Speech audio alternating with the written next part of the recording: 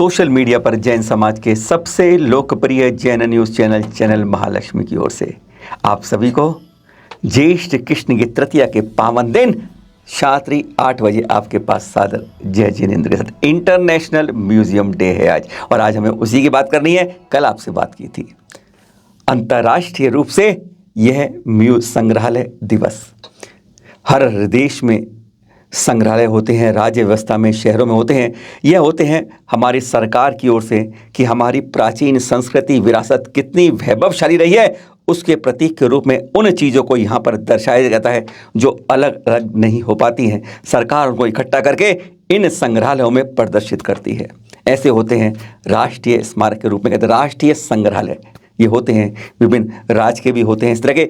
आज है हमारा इंटरनेशनल म्यूजियम डे। इस दिन की पहचान ये होती है कि हम अपनी संस्कृति को, विरासत को संरक्षण संवर्धन किस तरह करते हैं, किस तरह अपनी पहचान को दिखाते हैं कि हजारों साल पहले भारत में यह था, इस धर्म में यह था, इस संस्कृति में यह था, हमें विरासत इस तरह मिली है, यह पहचान। और इस दिन के दिन में खास दिन है।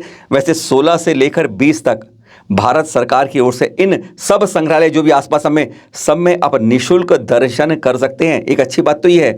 अब हमारे तीर्थंकरों की भी कई प्रतिमाएं, अनेक म्यूजियमों में अनेक जगह हमारी तीर्थंकर प्रतिमाएं हैं। अच्छा लगता हो आपको देखकर इन स्मारकों के अंदर, संग्रहालयों के अंदर देखते हैं जब आप, पर हमें कुछ खटकता है। हमारी कमेटियों को अच्छा लगता होगा, संस्थानों को, क्योंकि बरसों से आज तक कभी किसी ने कोई शिकायत नहीं इनके बारे में, जिसकी शिकायत आज चैनल महालक्ष्मी सबके सामने कर रहा है। और हो सकता है आपको अच्छा लगे या बुरा लगे, यह चिंतन करके आप भी बताइएगा। अगर आपको बुरा लगता है तो शिकायत जरूर कीजिएगा, क्योंकि हमारे तीर्थंकरों को अगर उचित सम्मान नहीं मिलेगा तो यह हमारे लिए शर्म की बात हो जाती है, हमारे लिए गलत है जो हम ऐसे बात को नहीं स्वीकार कर पाते जब ऐसा देखते हैं। राष्ट्रीय संग्रहालय से आज इस बात की शुरुआत करते हैं। सबसे पहले शुरू करते हैं राष्ट्रीय संग्रहालय से। हमने बताया आपको कहानी क्या होती है, चित्र आप देखते रहिए। हमारे तीर्थंकर प्रतिमाएं संग्रहालयों के अंदर उचित सम्मान मिले, बहुत खुशी की बात है। धन्यवाद की पात्र है सरकार और प्रशासन और संग्रहालय के अधिकारी।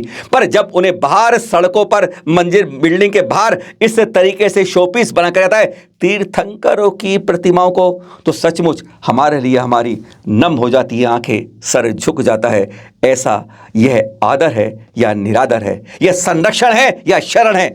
धूप पड़ रही है, बरसात हो रही है, ठंड पड़ रही है, गर्मी पड़ रही है, धूप, आंधी आ रही है, तूफान, यानी सारे प्राकृतिक थपेड़ों को यहां झेलते रहो। इसमें संरक्षण नहीं होता जनाब, यह तो शरण होता है। अगर किसी प्रतिमा को खत्म करना है, खुले में रख दीजिए और सब प्राकृतिक विपदाओं को दे दीजिए, धीरे धीरे वह अपने आप खत्म हो जाएगी।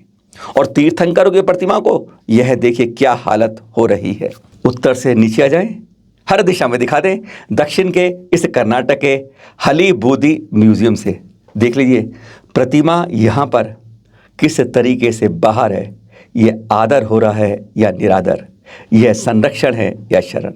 उत्तर हो गया, दक्षिण हो गया, पश्चिम आ जाते हैं। महाराष्ट्र के इस कोल्हापुर में देखिए प्रतिमा किस तरीके से बाहर रखी होती है। यह गुड्डे गुड़िया नहीं है जनाब, ना कोई सारंगी ढोलक या तबला है जिसको इस तरीके से हम रख देते हैं। यह ऐसा कोई शो पीस नहीं है, यह पूजनीय होती है। इनको उचित सम्मान में उचित जगह रखना चाहिए। कई तरीके से हमने देखी है। अभी हम आपको रायपुर लाए हैं, हमें इन प्रतिमाओं में जो और दिखे आपने, इन सब में सहयोग दिया संजय जैन जी, विश्व जैन संगठन भाई साहब ने दिया। और अब जो दिखा रहे हैं ये इंजीनियर जो हैं विकास जैन, पूर्व प्रोफेसर है, इंदौर के अंदर थे इंफॉर्मेशन टेक्नोलॉजी में। उन्होंने बताया कि मैं रायपुर गया, देखकर चौंक गया। बाहर इस तरीके से प्रतिमाएं तीर्थंकरों की लगा रखी हैं। यहां पर आप देख रहे हैं वैसे हर के ऊपर धूप और बारिश से बचने के लिए शेड है, पर क्या तीर्थंकर प्रतिमाओं का सम्मान बस इसी तरह मिलता है?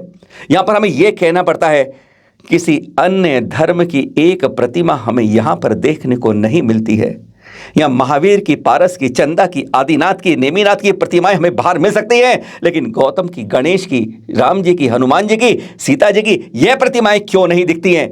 क्या यह अनजाने में हो गया है, या फिर सोचना आपको पड़ेगा, समझदारों को इशारा काफी है, या जानबूझकर किसी के प्रति अल्पसंख्यक है तो उसे अल्पसंख्यक के रूप में इसे खड़ा संख्यक करके बाहर ही इनको अंदर भी हैं।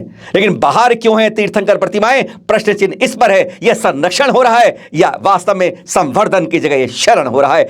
एक ही हम इस बारे में जानकारी ले भी रहे हैं, क्योंकि हमें कहीं भी और अन्य संप्रदायों के भगवानों की, देवियों की, देवी देवताओं की प्रतिमाएं बाहर नजर नहीं आई, जैसी हमारे तीर्थंकरों की इस तरीके से खुले में लगा रखी हैं। मध्य प्रदेश, कर्नाटक, दिल्ली, महाराष्ट्र और अब छत्तीसगढ़ में आपने सब देख लिए, अब जबलपुर म्यूजियम में भी यह देख लीजिए।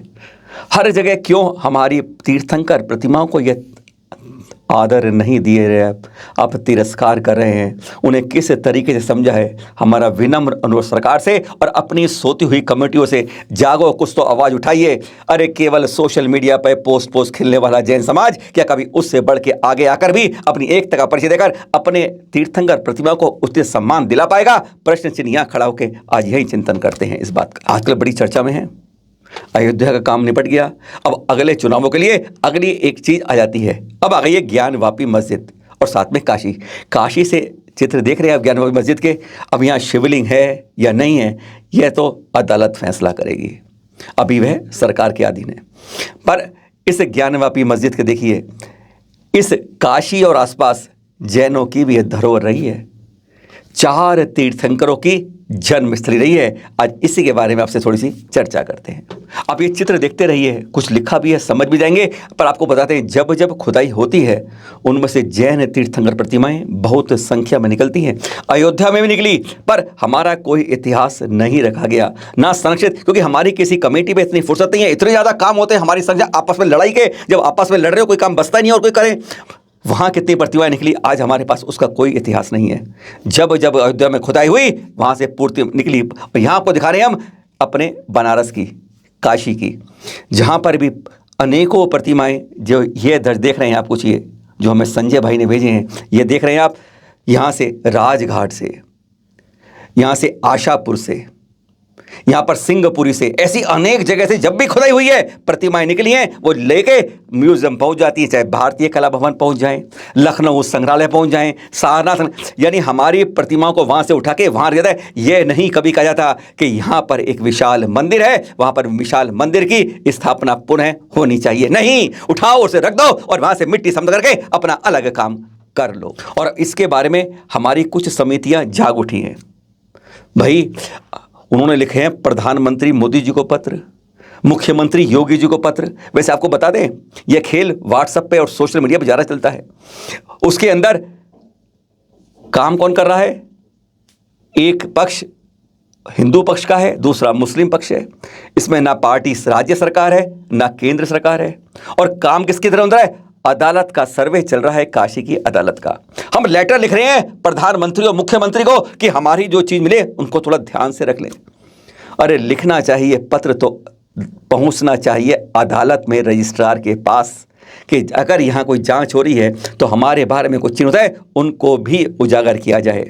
यह तो लगता यह है कि हमें जाना आभूषणों की खरीदारी के लिए जोहरी के पास था और लोहार की दुकान पर हम शोर मचा रहे हैं। लगता नहीं कुछ आपको कि सही दिशा की जगह हमारी दशा और दिशा हर जगह जैसे भटकी हुई नजर आती है।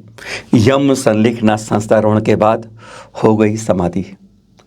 कल शाम को ही एपिसोड में हमने आपको बताया था कि छोटा श्री महावीर जी के अंदर आचार्य वर्धमान सागर जी के निरपकत्व में उन्हीं के शिष्य मुनि श्री महित सागर जी की यम संलिखना संस्करण के बाद अब अंतिम रूप से कहते हैं मोक्ष मार्ग की सीढ़ियाँ चढ़ते बढ़ते जा रहे थे।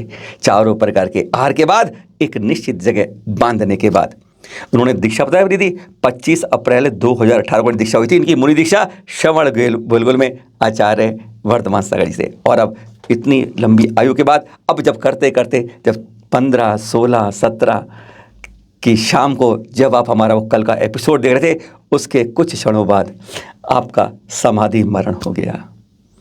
सभी के भाव भाया कहते हैं सही रास्ते को अपनाते जब हैं, उम्र की हम वो नहीं देख पाते हैं। जब मन करता है, जब मन से भावनाएं आए, तभी इस रास्ते को पकड़ लेना चाहिए। सोचना नहीं चाहिए। यह ऐसा रास्ता है जो अपने जीवन को, भव को सफल कर देता है। आज सुबह अंतिम कार्य क्रियाएं की गई। वहीं छोटा महावीर जी से चैनल महालक्ष्मी सांध्य महालक्ष्मी हार्दिक विनयांजलि अर्पित करता है। और जाते जाते बता दें, कुछ दिनों से चर्चा में रह रहा है जबलपुर का हनुमान ताल बड़ा मंदिर।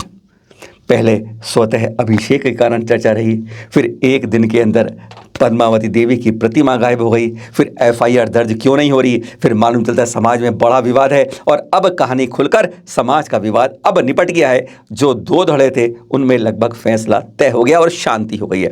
कहानी क्या थी कि 70 किलो वजन ही 300 वर्ष पुरानी पद्मावती देवी की प्रतिमा यहां से चोरी नहीं गायब हुई।